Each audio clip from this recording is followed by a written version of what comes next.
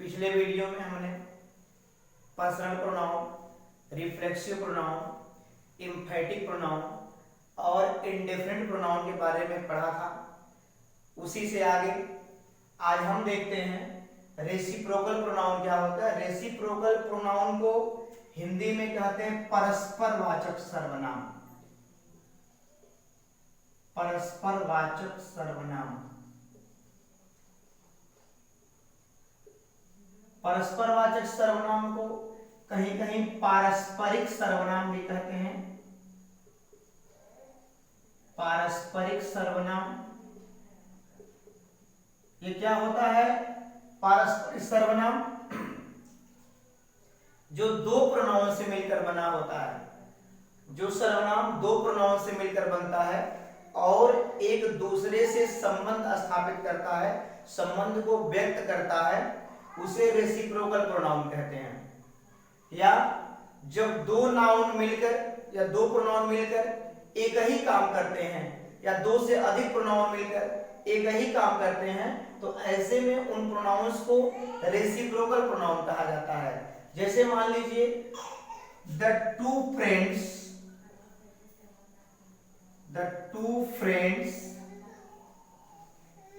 Love each other.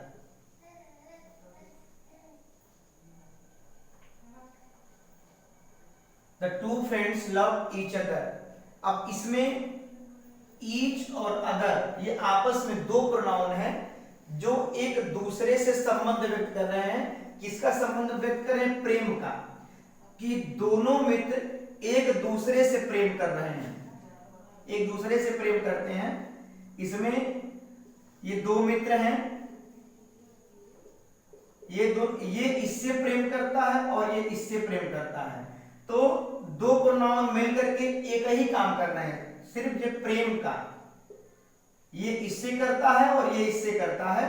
तो जब दो प्रोनाउन या दो से अधिक प्रोनाउन मिलकर के एक ही काम करते हो या आपस में संबंध व्यक्त करते हो, तो ऐसे प्रोनाउन को हम रेसिप्रोकल प्रोनाउन कहते हैं या परस्परवाचक सर्वनाम कहते हैं। तो इसमें ये दो प्रोनाउन ऐसे हैं, जैसे ईच अदर हो गया,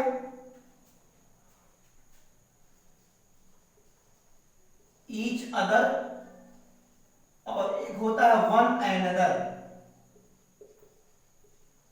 ये दो प्रोनाउन रेसिप्रोकल प्रोनाउन होते हैं। दो लोगों के बीच में संबंध व्यक्त करने के लिए हम ईच अदर का यूज करते हैं और दो से अधिक लोगों के बीच संबंध व्यक्त करने के लिए वन एनदर का प्रयोग करते हैं। जैसे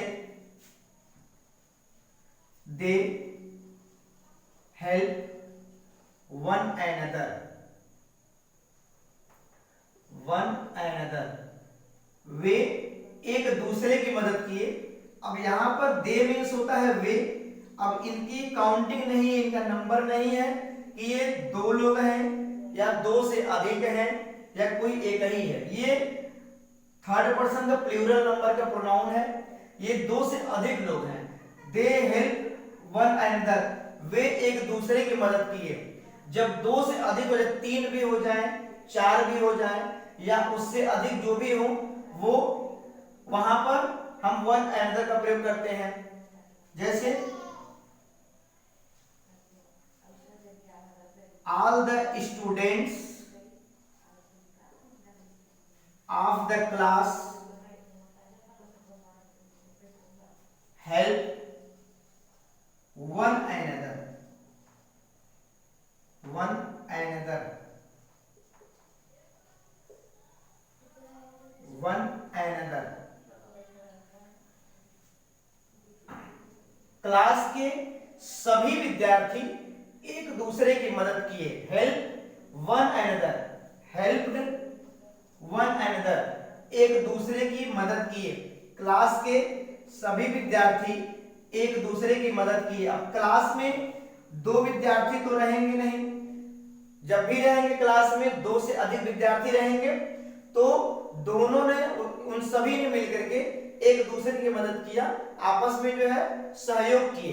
तो यहां पर दो से अधिक व्यक्तियों के लिए वन एनदर का प्रयोग करते हैं और सिर्फ ओनली दो व्यक्तियों के लिए, दो नाउन्स के लिए हम ईच अदर का प्रयोग करते हैं। जब दो या दो से अधिक प्रोनाउन एक ही काम करते हैं तो वहां पर रेसिप्रोकल प्रोनाउन का संबंध बनता है, उसे रेसिप्रोकल प्रोनाउन कहते हैं। इंट्रोगेटिव प्रोनाउन,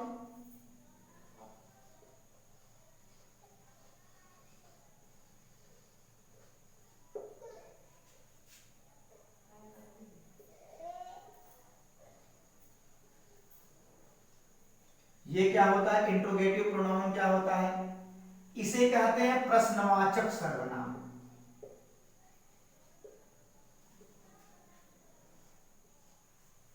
प्रश्नवाचक सर्वनाम ये क्या होता है? या प्रश्न सूचक सर्वनाम भी कहते हैं, दोनों नाम एक ही है। कहीं कहीं प्रश्न सूचक दे देता है या प्रश्नवाचक दे देता है, तो दोनों प्रोनाउन एक ही होता है। जो प्रोनाउन आपसे प्रश्न पूछने का कार्य करता है, आपसे क्वेश्चन करता है, उसे कहते हैं इंट्रोगेटिव प्रोनाउन। और ये इंट्रोगेटिव प्रोनाउन सब्जेक्ट की जगह पर या ऑब्जेक्ट की जगह पर नाउन या प्रोनाउन के स्थान पे आता है। जैसे किसी भी सेंटेंस में सब्जेक्ट और ऑब्जेक्ट की जगह पे या तो नाउन आता है या तो प्रोनाउन आता है। अगर नाउन की जगह पर आकर के वो प्रोनाउन आपसे प्रश्न कर रहा है तो वह इंट्रोगेटिव प्रोनाउन है। जैसे व्हाट आर यू डूइंग,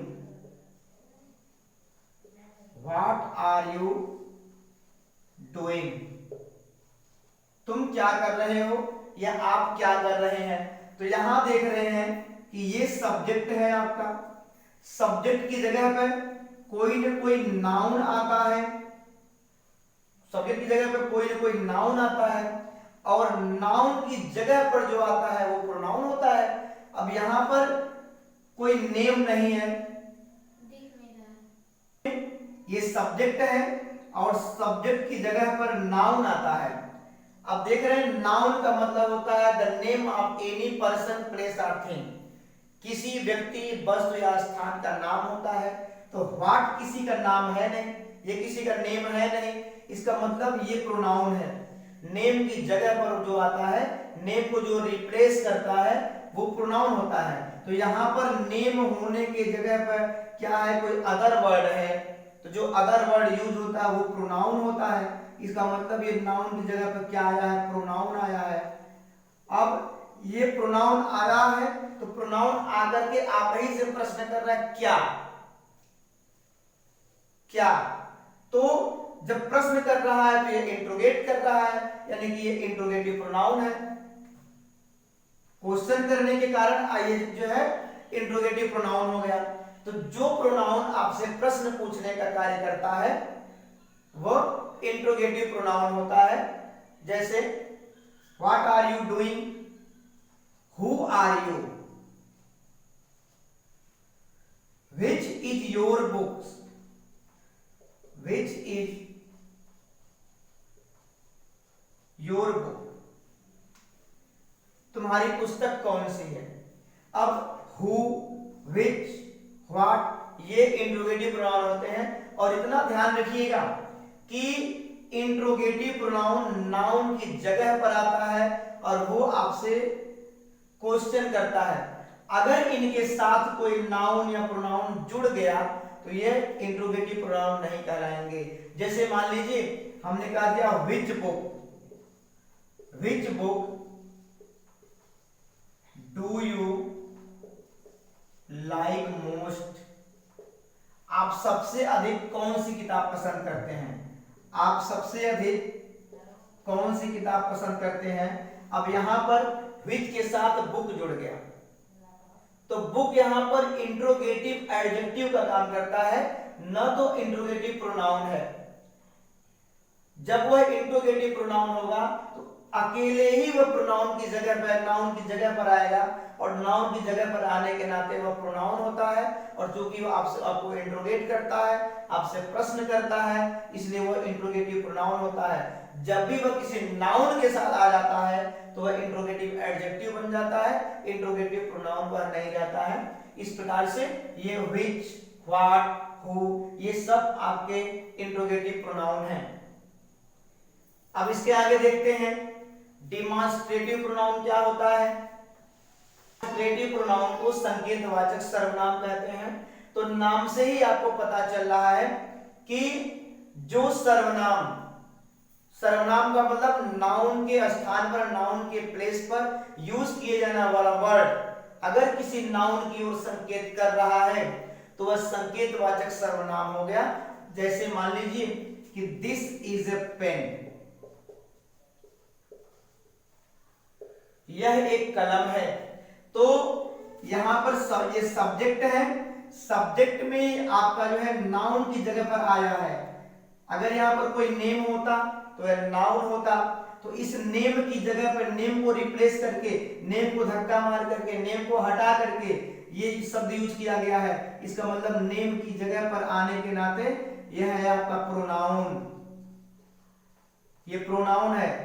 और चूंकि ये संकेत कर रहा है पेन की ओर कि this pen, this is a pen, कि यह एक कलम है, तो इस प्रकार से संकेतवाचक सर्वनाम है।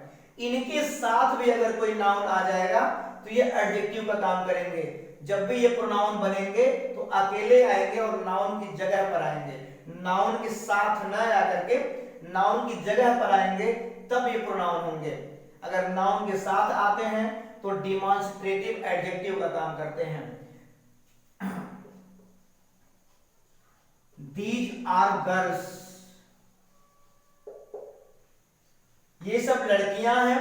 अब यहां पर भी these डिमॉन्स्ट्रेटिव प्रोनाउन है क्योंकि संकेत कर रहा है।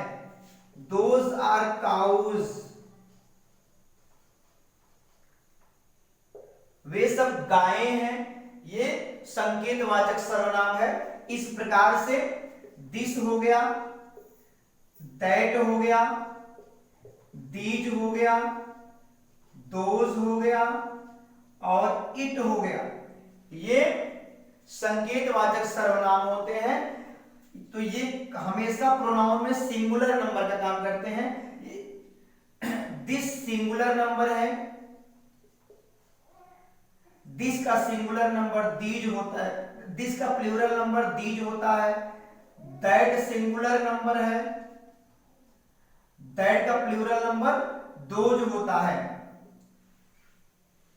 ये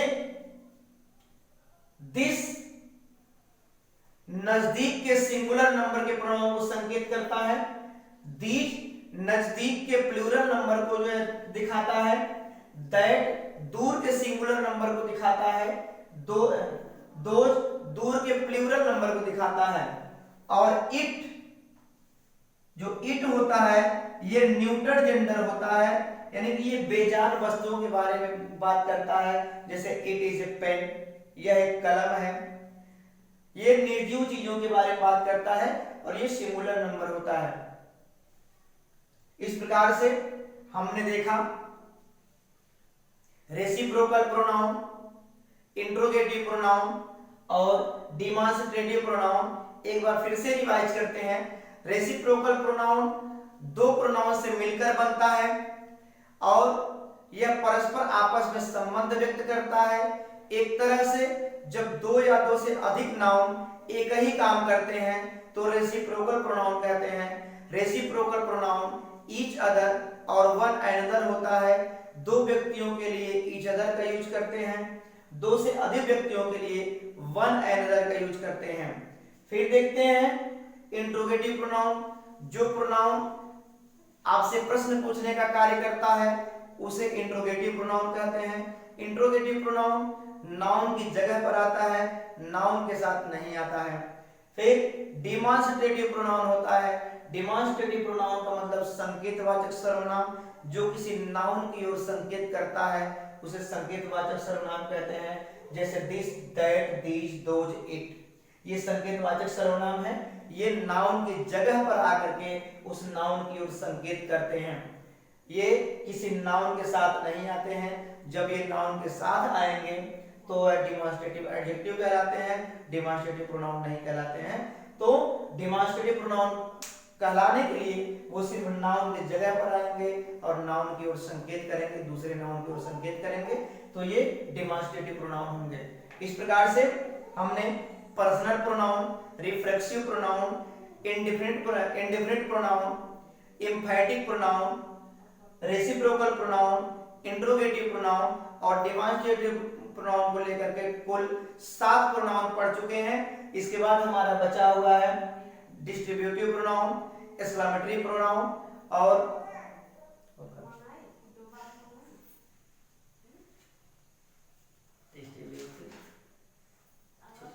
relative pronoun. Distributive pronoun, exclamatory pronoun और रिलेटिव प्रोनाउन, ये 3 प्रोनाउन हमारे बचे हुए हैं। 10 में से 7 हम पढ़ चुके हैं और 3 प्रोनाउन फिर अगले वीडियो में आपको बताया जाएगा।